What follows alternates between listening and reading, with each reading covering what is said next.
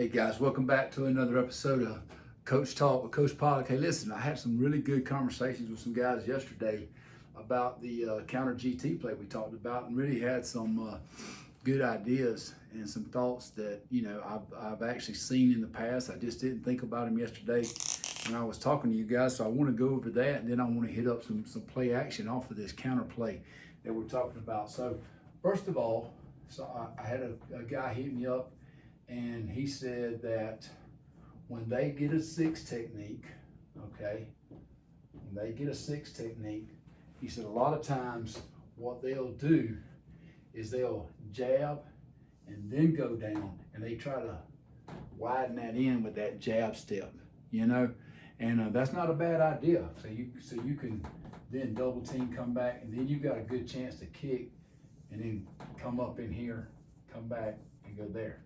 Okay, so that was, I thought that was a really good point the guy made. I appreciate the comment, appreciate the idea. I have done this before, I just didn't talk about it yesterday, and I think this is a great idea. So just another way to handle that six technique. So if you didn't see yesterday's episode, go back and check it out, and see what we're talking about here off of this play. But had a couple other guys, say, Coach, how do you handle five-man front with an underlook? So, I want to talk about that a little bit. I thought that was really good. A lot of the guys, this play is very versatile in how you can block it. And a lot of it is based off how good your tight end is, to be honest with you, okay? So if you get a team that and like I say, in high school, you're probably going to have a team that's going to sub in here and have three D linemen and two true defensive ends here. We see that in college. They'll bring that bear group in sometimes. But if you've got this kind of a situation, if you've got a real boy dog at tight end, okay, and you have a guy that can really block, you can double team this guy with these two back into this guy, and you can hit here, all right?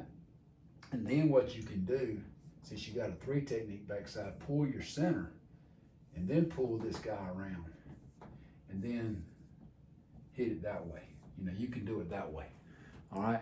And what I have done before, because I got a really good bootleg off that, is make this an extra tackle and put my tight end right here, and then if you run counter GY, you're used to running GY counter, instead of GT, you can get in this unbalanced formation with an extra tackle here and your tight end's backside, and then you got your tight end pulling like he would normally if you're running counter GY. Okay, so that's another way that if you really want to get a double team and hit this out here in C gap, you can do it that way. But then I've also, had a guy hit me up, and he said that they treat it like a two surface run. Okay, so if they were running against an underfront, and I thought this was a really good idea. I've actually seen power run this way. I hadn't seen counter as much run this way, but I have seen power run this way. And to me, those two are basically very similar plays. They're gap scheme plays. You got two guys coming from the backside. So I don't see much difference in it. But anyway, if you got this situation here, okay? All right, you got two backers here. All right, what you can do is just pretend like how would you block it if it was in that situation there, okay? And basically tell your tight end just to block man on, okay? Then tell him to go down, okay? Since you got a three technique backside, you can pull the center and kick here, and then you can pick up in here, and you hit that joker in there tight like you want to.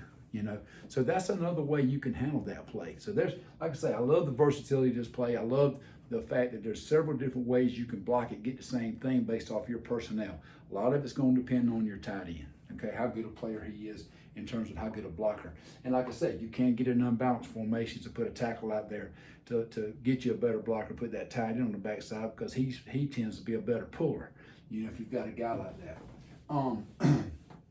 Now, let's talk about the bootleg here. Now, one thing when I put in the bootleg, I always put it in, or used to, I always put it in out of this formation first, okay? So say you were getting, you know, say you had a team that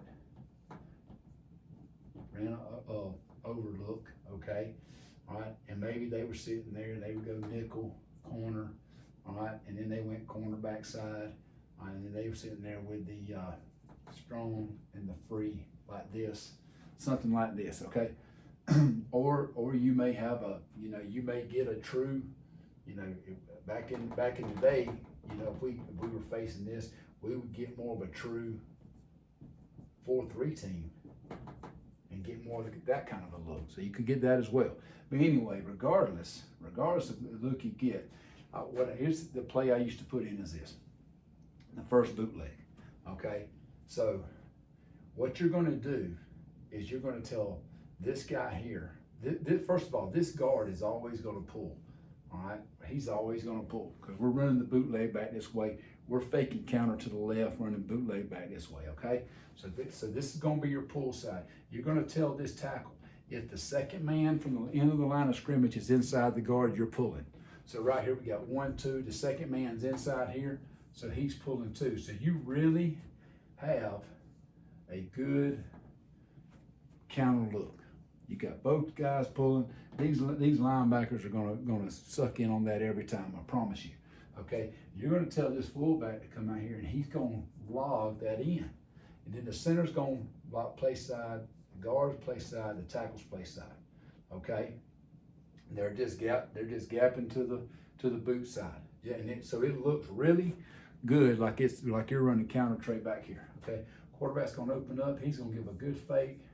You tell back, he's gonna help play backside, and the quarterback is gonna lose contain, and he's gonna stay on the run. We do not want him to pull up. As a matter of fact, if he sees green grass, we want him to go. Okay, and what I like to do out of this play is I like to run just a high-low concept here. And what I used to do is I used to take this guy here at about 12 yards and I spray released him and just hooked him up there. I was trying to get that corner, you know, if somebody was playing like a cover 3 look or something, I was trying to get that corner to jump that, because what I wanted to do here is hit that high, that corner out, okay? And then on the backside, we got the tight end dragging, okay? So when your quarterback comes out here, we're gonna read this corner, high-low him, and if he's not there, so we're gonna go 1, 2, 3, just like that. Okay, and this is about a 12-yard route. This is not a deep comeback. I know some people do that, hit that a little deeper on their comeback, but I like hitting it about 12 yards out of this. Okay, on this corner route here, you tell him that he wants best release. You know, we would like for him to go outside this guy. I don't want him to get buried in here inside, but we're gonna go best release. And his first inside step past 10 yards is when he's gonna break it. And he's gonna break it to the front pylon unless you're inside the 40-yard line. If you're inside the 40-yard line going in, he can break it to the back pylon. And you can let you want him to break it high and let the quarterback, if the quarterback shaves him down, let him shave him down himself. He wants to break it high and let the quarterback shave him. Don't break it flat and then the quarterback throw it too high, okay? So that's the first one we run. Now, if we're in a situation where, say they give us this, all right, say they give us some kind of an underlook, you know, like that, because that's 1, that's 2, because the second man is in B gap now, that tackle's just gonna block down on him. He's got what I call a 2-man rule, okay? 2 man's inside A gap, you're pulling. 2 man's outside A gap, you're on him, okay? All right, so like I said, they could give us some kind of a look like this right here. 1, 2. He's on him. He's on him. Okay? So that's how that works. Okay? Now, talk about a couple more things here. A couple of different ways we run this bootleg. All right? You know, I showed you that unbalanced look.